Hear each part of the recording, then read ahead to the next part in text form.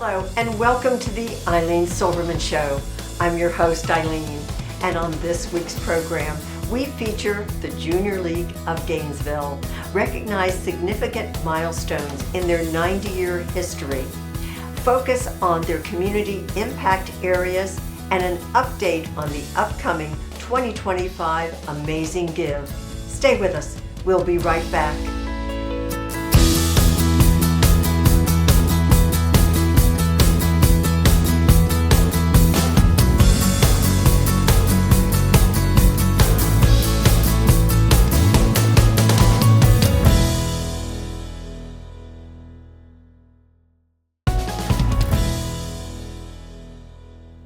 Welcome back. Thanks for joining us for our program.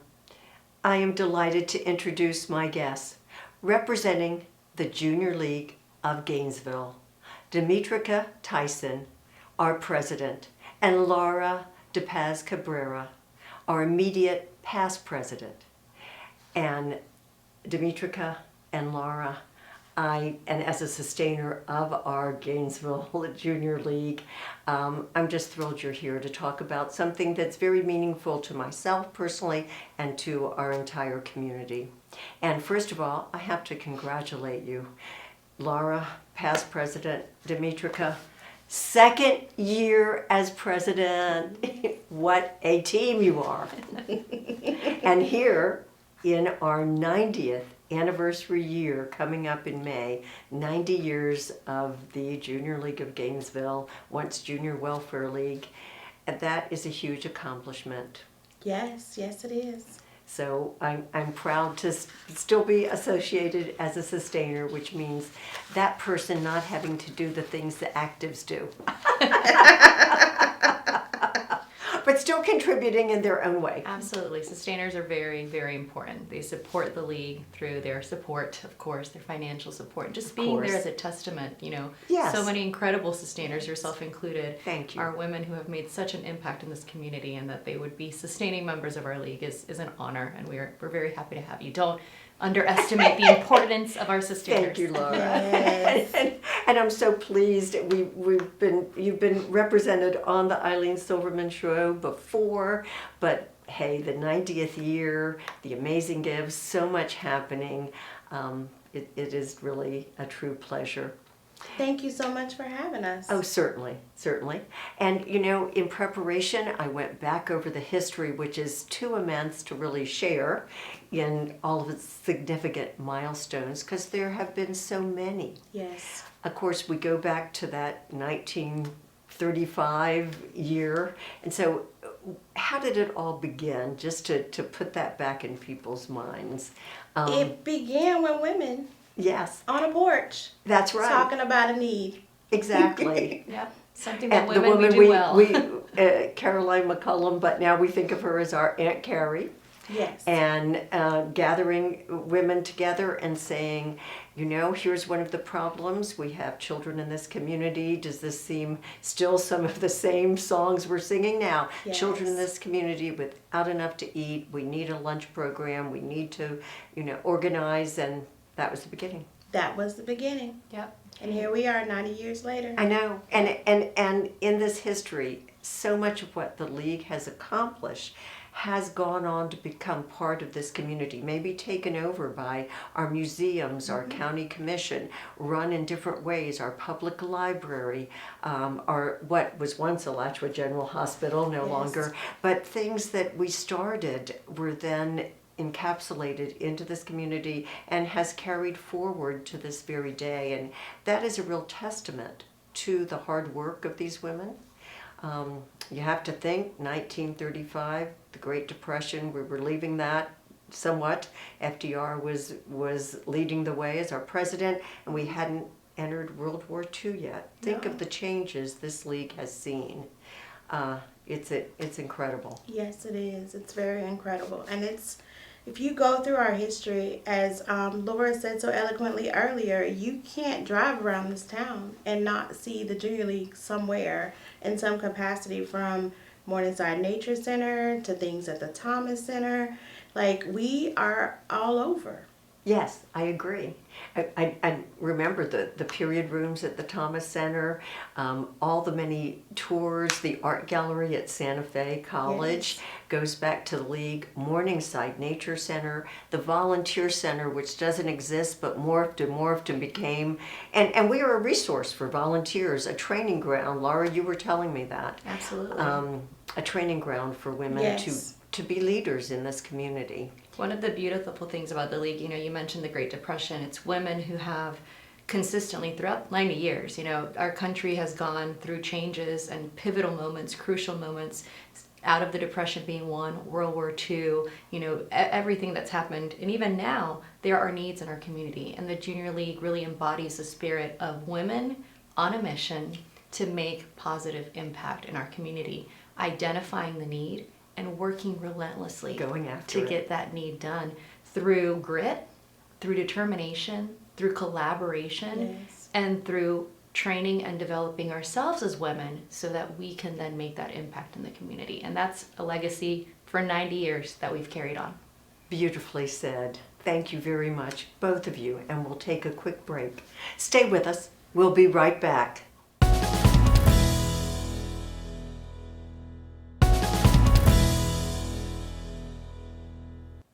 We're back talking about the Junior League of Gainesville with our president, Demetrica Tyson, and immediate past president, Laura DePaz Cabrera. And Laura, Demetrica, tell me a little about what drew each of you to the Junior League to start with, because, you both started, I believe, at the same time. We did. We were a part of the same new member class. So I've known Laura since 2013, and I can definitely say I feel like Laura is an extended part of my family, and I think that's what you get from the League experience. But what drove me to the League was I wanted the opportunity to do more in the community and do more good. I was volunteering, doing some other things, but I have a friend who is a sustainer, Marjorie Spears, and Marjorie kept talking to me about the Junior League of Gainesville, and I even volunteered and helped her before I even joined at Torah Kitchens. And I was like, this is a nice organization. This will work, yeah. This will work. So I joined. I don't know what Laura's reason for joining was, but Jump in, Laura. So, lifelong resident of Gainesville, I was at a point in my life where I had graduated law school. I was already established in my job as a lawyer. I had the husband, I had the child, kind of the looking now you have to more do children. more. Now the simple days, looking to do more. And I had heard about various organizations, and incidentally, I used to babysit for a woman who was a member of the Junior League, and she would put on her refrigerator different reminders for events. And at the time, I was still in high school. I remember when I wanted to grow up, I wanted to be like To be her. like that. I So love when that. making the decision, it came across Junior League, and I remembered her, and I said, I'm going to look into this because I she's can a do woman this. I respected. A woman I respected. I still respect her to this day. And I thought if this was an organization that she found worthy of her time, let me look into it. Right. And the rest, as they say, is history. So. Yes, and you have found it worthy of your time, not just as members, but then on the executive board and president 2 times, sort of in a second year. Yes. Well, it says a lot, and what you said, Laura, about a training ground for women as leaders. So much so that in 2020, the Junior League was recognized in a significant way. Yes, we received the Legacy Award in 2020 from the Community Foundation. And it was a bit of a surprise, but not really, because you forget, when you're in it and you're doing the work, you're like, wow, we've done all that. Like, we do that. So it talked about our beginning, in 1935 on the porch with Aunt Carrie. And then it led up to, everything that we're doing today. So there were past presidents who filmed for the award and talked about how many things we'd accomplished, and it was amazing to watch that video. I showed that video actually at our last general membership meeting for some of our new members to see and know, we've they don't done. realize.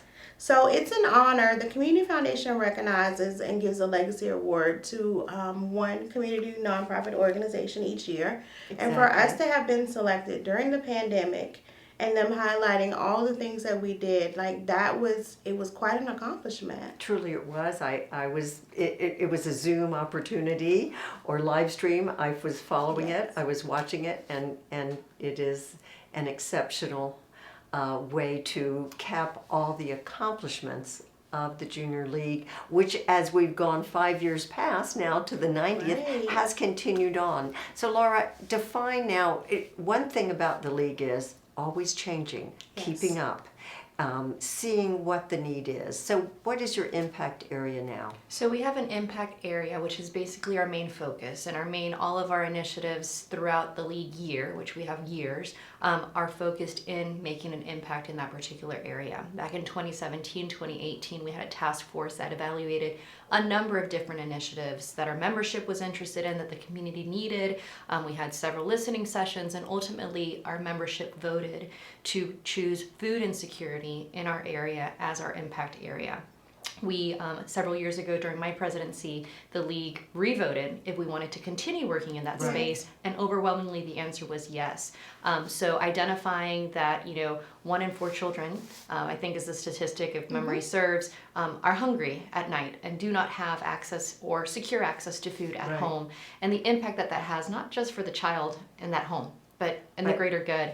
Exactly. So many of our efforts, the majority of our efforts throughout the league year, are focused on making an impact specifically in that area within our Gainesville community. Well said, and truly making an important difference. And we're going to take another quick break. Stay with us. We'll be right back.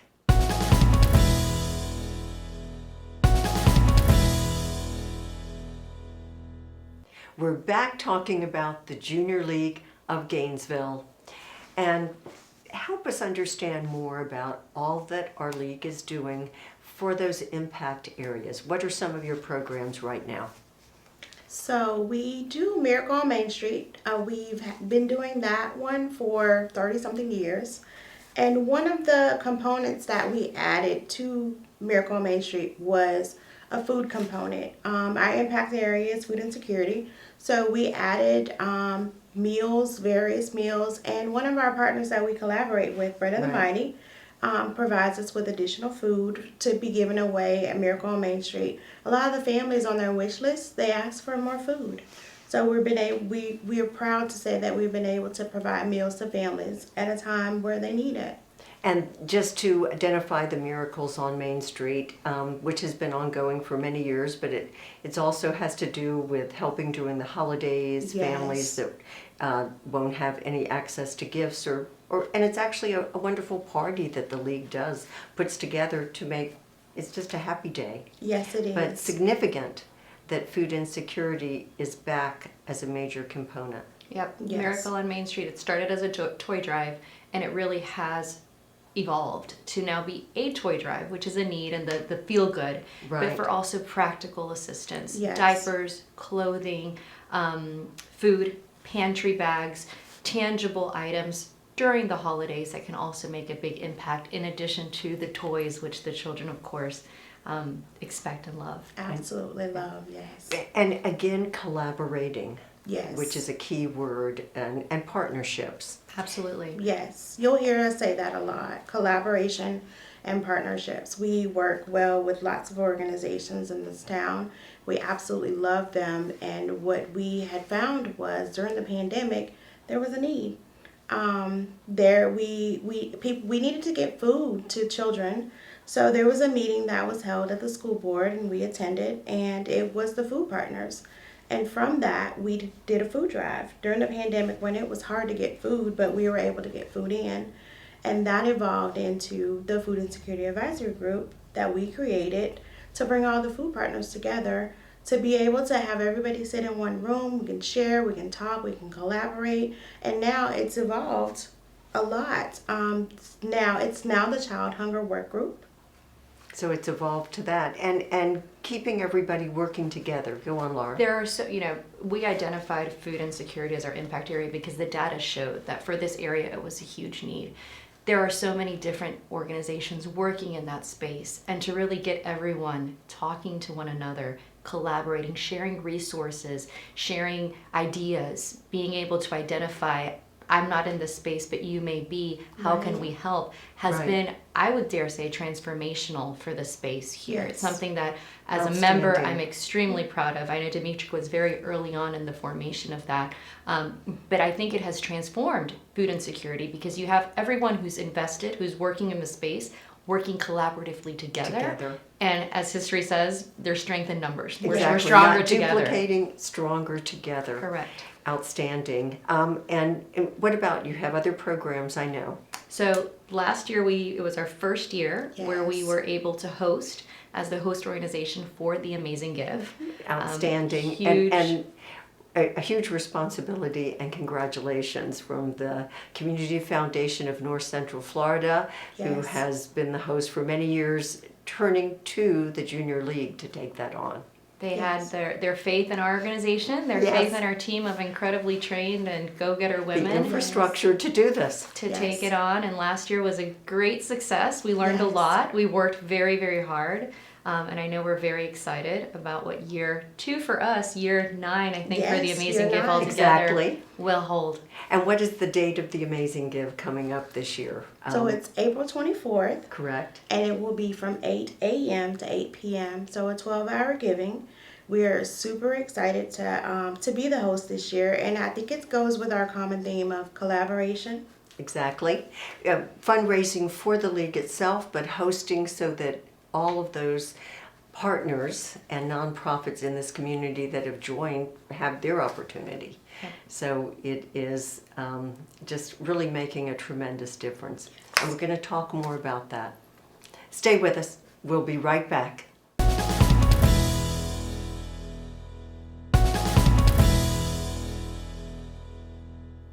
We're back discussing the Junior League of Gainesville.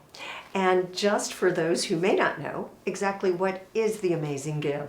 The Amazing Give is an incredible day. It's amazing. We say that word I 79,000 know. times throughout the day. It's true. But it's the day in which we really as a community can support our local nonprofits. Nonprofits making impact in any number of ways, whether it's arts, health, underserved communities, food insecurity, any number of areas and causes. And it gives nonprofits an opportunity to rally momentum for those who want to support their causes, support their initiatives, to spread awareness, and to really build energy into Giving Day. It's essentially a philanthropic day of giving. Organizations can sign up. We have an abundance of resources for yes. social media posts, for how to disseminate information. Yes. Some nonprofits rally behind a specific goal they want to reach. There are prizes. There's a bunch of things that go on, but at its core, it's the community standing up and supporting our nonprofits that are going to make an impact in our community on It's one such day. a beautiful full circle. Yes. Absolutely. Truly it is. And I know, Demetrika, the league is doing some special things, moving it forward towards April 24th. Share that, please. Yes, I'm super excited to talk about this year we decided we were going to do stories of impact. So we want to hear from the nonprofits in our town. We want to build up momentum before the Giving Day. Like, we want to bottle up that feeling that we have on Giving Day. You remember, like, we're always there together, and so we want to start that early. So we want to tell their stories. We have live streams that are each Thursday at lunchtime, so you can eat lunch and learn about and a new engage, organization right. and engage with us. So that is the biggest thing. And so I did reveal in the live stream that I am going to pop on and perhaps reveal some prizes that we're going to have. The prizes That's and true. things that Laura was mentioning. So I may do some reveals during the live streams, and we'll have some Q&A time. So if there's a new organization that's not sure how to participate, what to do, the last 15 minutes or so of each live stream will include Q&A where we'll be available to answer any questions that they have. Right, just to move them along. And you have it lined up so that each Thursday you're dealing with nonprofits that deal with different topics, but Yes. everything kind of works together. So it again has its own story. Yes, that is Absolutely. true. And I think it's very important these days that we know everybody's story. Yes. And so that is why we feel privileged to discuss the story of the Junior League. And I know we're going to run out of time with all we have to say, but Laura, more thoughts about our league. Share, please. You know, one of the things that I didn't appreciate when making the decision to sign up was, I always thought of my ability to give to an organization. I have time, I want to give impact, and I want to give back. Something I didn't appreciate, but I've been very pleasantly surprised, is how much the Junior League has given to me. Yes. Things that I have learned as a member of the Junior League. One of our core tenets of our mission is developing and empowering women, training women. I've learned so many skills in my either membership or leadership within the Junior League that I put in on a daily basis, whether it be running my own law firm, in professional organizations that I'm a member of, running my household, working on a budget, things that I've learned as a Junior League member that I don't think many people think of when they think of joining the Junior League. No. And I know that I am until they're in the middle of it. Until they realize that it's a skill they have because they have to apply it somewhere else. And if I could bottle just that knowledge and that appreciation and be able to, share that with others that might be considering, okay, I want to volunteer, I want to give time. The Junior League will not only give you an outlet for impact, an outlet for service, but will really develop skills in you as a woman that are going to make us fearless, both in the league and outside. So I really appreciate it. And people are interested in learning about the league. I'd be so happy to share that aspect with them. Oh, and I agree, because it is a wonderful opportunity. Demetrika, how can people reach out, women that say, I want to know this, I want to respond to what Laura's saying? Give us some advice. You can find us on social media, the Gainesville Junior League. You can also go to our website, GainesvilleJuniorLeague.org. We'll make sure you can find all of our socials.